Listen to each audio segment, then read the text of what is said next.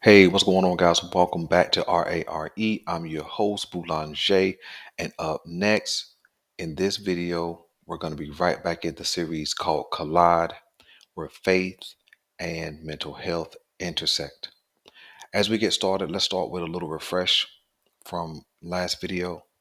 Last video, I began to show you how mental health is not a 2000s situation. It's not a 1990s situation. It's not even an 1800s situation when Sigmund Freud and those guys began to build the world of psychology. Mental health goes all the way back to the scriptures. When we look at first man, first woman, first family, we can see where mental health was prevalent. Now, when I say mental health, like I explained in last video, mental health doesn't mean diagnosis. Mental health doesn't mean illness. Mental health does not mean disorder. Mental health is a two-part phrase. Mental meaning think, health meaning the state of. So when we put those things together, mental health simply means the state of how we think. And like I shared with you, we only think good or bad, positive or negative, right? There is no fence to straddle when we're dealing with mental health. Now, there's a lot of other aspects of mental health and emotional health, and we'll get into those later on. But I have to lay a foundation because if we don't lay a foundation at the beginning of time, we'll stay messed up now that we're at the end of times. So if we jump right back into the scripture and we take a look at Genesis chapter 4, verses 6 through 7, we understand that the Lord is speaking to Cain, and the Lord says, Cain, why are you so angry? And why has your face fallen? So there's two things going on with Cain. One, God addresses his feelings. God addresses the condition of his disposition, his body language, which could be taken as sad. Why are you angry and sad? God goes on to say, if you do well, won't you be accepted? Question. Okay. You see, oftentimes, and this goes for both the believer and the non-believer, oftentimes we just bring less than our best to the table. And sometimes we don't recognize what our best is. Sometimes we let the world around us tell us what our best is. You hear a whole lot of terminology and phraseology nowadays talking about your best self and the best version of you and all those kind of things. But what I'm coming to find out is nobody really knows what their best anything is. It's kind of a mystery, maybe even a myth, right? See, because if I've never reached my best, how do I know what that is? I think we're always striving for our best. I think we're always striving for perfection, but I'm not ever sure if we reach 10, right? So scale of 1 to 10, 10 being perfection. I'm not sure if we ever reach 10, not in this life, because this life is so filled with uncertainty, insecurity, mishap, misfortune, stumbles and bumbles. I'm not sure if we ever reach 10. So when people get caught up in what your best self is, it sometimes serves as a mystery. Okay. So when it comes to mental health, we have to learn how to become aware of what we're thinking because what we're thinking will produce our behavior. What we're thinking is coincided with what we're feeling. They go hand in hand. They're married together. They're not the same thing, but they're married together. Your thinking will mirror your feelings. Your feelings will mirror your thoughts. And they both combine to produce your behavior. See, because God goes on to say, okay, after he questions Cain's uh, mental and emotional state. He says, if you do well, won't you be accepted? And don't we all want to be accepted? Isn't that the goal of every relationship, every interaction is to have people accept us? And God is telling Cain how to do it. Do well. Do it by doing well. Be accepted by doing well. See, Cain and Abel both had an understanding of what God required. See, for the believer, we should have an understanding of what God requires. And anytime we try and bring him less than what he requires, we're going to end up with a down, disposition. We're going to end up with a negative framework for thinking, and we're going to feel like that God has done something wrong towards us. Now, Cain is acting as if the Lord has done something wrong towards him. That's why he's angry. He's also angry towards his brother because his sacrifice to the Lord was accepted. But see, our efforts should be to provide our best to the Lord. You see, because that's the nature of having an understanding of what's required of us. How about when we put it into our everyday relationships and interactions? How about we do this very thing, meaning give our best in accordance to what's required of us in all relationships? See, if you show up at work and you don't give your best, you don't show up on time, you're leaving early, you are slow on production, you won't have a job. So you know what you do? You go and give effort. If it came to uh, going to the ball game, you're going to root for your team with what? Your best effort. If you're married or dating or have a fiance or whatever the situation may be, you in order to keep them, in order to make them feel appreciated and welcomed and valued, you know what you're going to do? You're going to provide your best effort. And so when it comes to God, we need to be providing our best effort. You understand? That's the nature of doing well. See, the principle is doing well to God and to our fellow man, in our relationships. God goes on to say, he gives Cain the converse. He said, if you do not do well. So he's saying, if you do well, you will be accepted. He said, but if you don't do well, here's the consequence of it. He says, sin is waiting, depending on which translation you read, is waiting or crouching at the door. It's contrary to you, meaning its desire is to overtake you. The sin is contrary to us, meaning it's against us. It's not for us, it's against us. And so, what the Lord is telling Cain is that, hey, if you do well, things will go well for you, you'll be accepted. If you do not do well, sin is waiting. He applies personification to sin. He's letting us know, he's letting Cain know that sin, and see, and that's where our problem is when it comes to mental unwellness. It's a sin problem. Am I saying that people don't have stuff going on in their lives and they may have some brain abnormalities, some chemical malfunction, and all those kind of things? No, I'm not saying that at all. But the fact of the matter is, 90% of all people who say they suffer from some type of mental unwellness, stress, anxiety, BPD, uh, ADHD, all those things, there's a sin element involved. Think about what God says to Cain. Sin is waiting or crouching at the door, waiting for us to slip up, waiting for us to stay in our feelings. Its desire is to overtake you. Its desire is to rule over you. Sin is contrary to us. He says, no, but you must rule over it, meaning you must rule over sin. God doesn't say discard sin. God doesn't say you'll get over sin. He says you must rule over it. Why? Because sin is a consistent factor. See, that's the nature of temptation. Temptation is always around the corner. When you seek to do the right thing, you turn the corner, and here is somebody or something offering you an opportunity to do what is not right. That's how people get into addiction. No matter what kind of addiction it is: sex, drugs, alcohol, porn, food, shopping, gambling, whatever it may be. Because the temptation is always waiting. Sin is always waiting. How? How does sin get into my life? I'm glad you asked.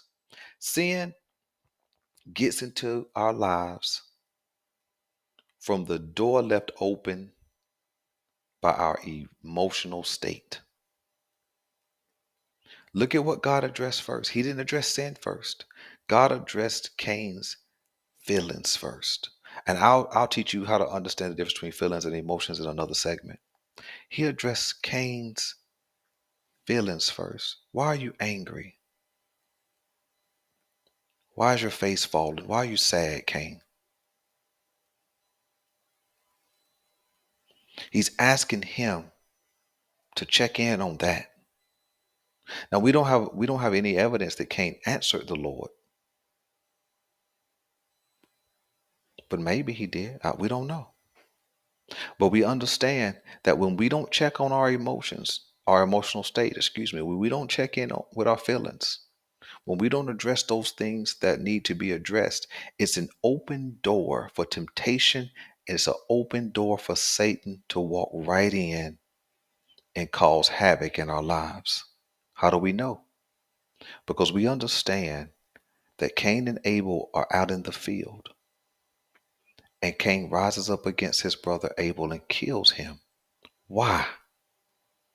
Because of his anger. The same anger that God had already addressed. You see, there is not a situation in your life that you've gotten yourself into, that I've gotten myself into, that there was not a forewarning on the inside of us that this may not be the best decision. This may not be the thing that I need to do. But because we're so tempted and we're so subject to our flesh, meaning our earthly desires, the pleasing of this body, we're so subject to it that we ignore the consciousness. We ignore our conscience. Consciousness is what we're aware of. Our conscience is that voice, that internal voice that says, no, you shouldn't do that. It's what I believe creates that gut feeling that says, no, you're making a wrong decision. No, you're going the wrong way. Think about it for a moment. It's kind of like being in your car, and you're driving down the road and you see a sign that says detour. And the next sign you see has an arrow telling you to take a right on the exit. But instead of taking that exit, you keep driving, and you see 1,000 feet bridge out, and you ignore that. You see a sign that says 500 feet ahead, bridge out, and right before you get to the bridge, there's an opportunity to pull on side of the road. Maybe you're right at your fate. You're right at the bad decision. It's an opportunity to just pull on side of the road. Maybe you can't turn back immediately, but pull on side of the road. But instead, you drive right off the cliff and into whatever disaster comes. See, that's a sign that I'm not thinking clearly. That's a sign. See, if my life is full of bad decisions and poor results and hang ups and bang ups and mess ups and mishaps, then I got to begin to take a step back and consider the nature of how I'm thinking, and also consider what am I feeling, because they're going to be married together. You're not happy and excited and joyful and full of peace if your thoughts are negative. They don't go together. And you're not thinking about those things that are righteous and holy and appropriate if you're feeling down in the dumps. They don't go together. That's why you have to begin to check in. See, when God asked Cain, why are you feeling the way you're feeling? He's challenging Cain to check in on himself, check in with himself. Bring that. And see, I wonder if Cain had said, you know what, God, I'm angry and here's why. Or what if Cain had just said, I'm angry, God, and allow God to address his anger? What if?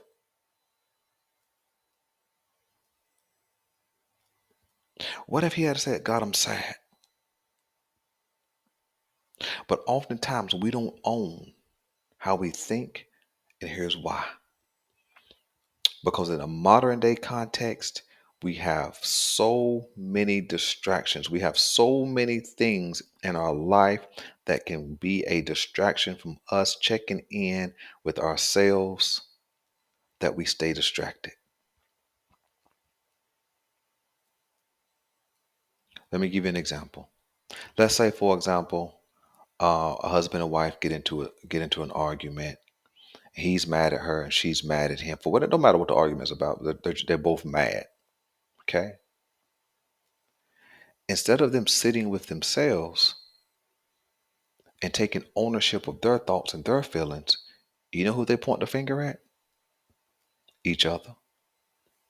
He says that she did this and she says that he did that. And now they're beefing. They're not really willing to check in with their own stuff. But you know what they go and do?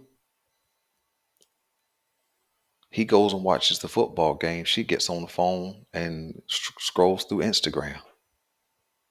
And you know what that does? It creates a distraction.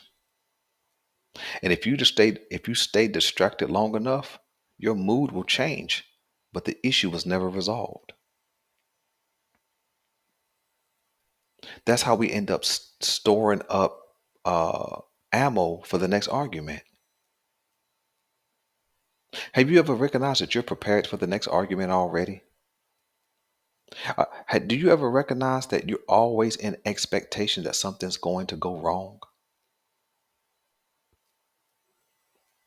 It's because you never checked in with what you were really dealing with, your thoughts and your feelings. You got distracted. The issue was never resolved. And all that's going to do is cause the mountain of issues in your life to mount, to build up. And when I have 5 and 10 things going on in my life that have negative context to them, how will I think? I'll only think negatively. How will I feel? I'll only feel negatively. And this is what you call unwellness. This is what you call unwellness. Mental, emotional unwellness. You see, faith in the scriptures, faith in the Lord Jesus Christ has never been more appropriate now than ever. Because you got so many people talking about how they have mental health issues. I have talked to so many people over the last 3, 4, 5 years who have said, I got a mental disorder, I got mental illness. My mama had it, she gave it to me. My daddy had it, he gave it to me. And I don't believe that's how mental illness is handed down. I'll explain that in the next segment. Where does my mental illness come from? Where does my mental unwellness come from? I'll explain that. But let me give you a few tips as we close up today. I want you to begin to check in on what you're thinking. Whether you are a believer today or are not a believer yet, I want you to begin to check in on your thinking. What am I thinking about? Think about what you think about.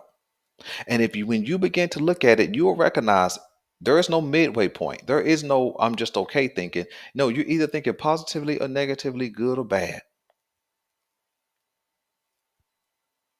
I also want you to begin to question, what are my distractions? What do I distract myself with to feel better? That's what we're doing. If our thinking and our feelings are jacked up, we'll find distractions. So what am I distracting myself with? Because distractions never will create resolution. That's why when the distraction's over, you're back to thinking and feeling the same way you were before you began to distract yourself. So think about what you think about. Identify the thoughts. You understand? Identify the distractions and then begin the work to remove them. Because some distractions are even more devastating than others. Some distractions are going to be more devastating than others. And if you're a believer today and you have an understanding that faith and mental health intersect, begin to examine what you think about with the scriptures. Allow the scriptures to be the light to the dark thinking that we have. Allow the scriptures to be a light for the negative feelings that we have. And begin to consider what God says about these things. Got so much more to come, man. I appreciate you guys for hanging out with us. I'm Boulanger. This is R.A.R.E. Real Answers for Real Experiences, and we're out.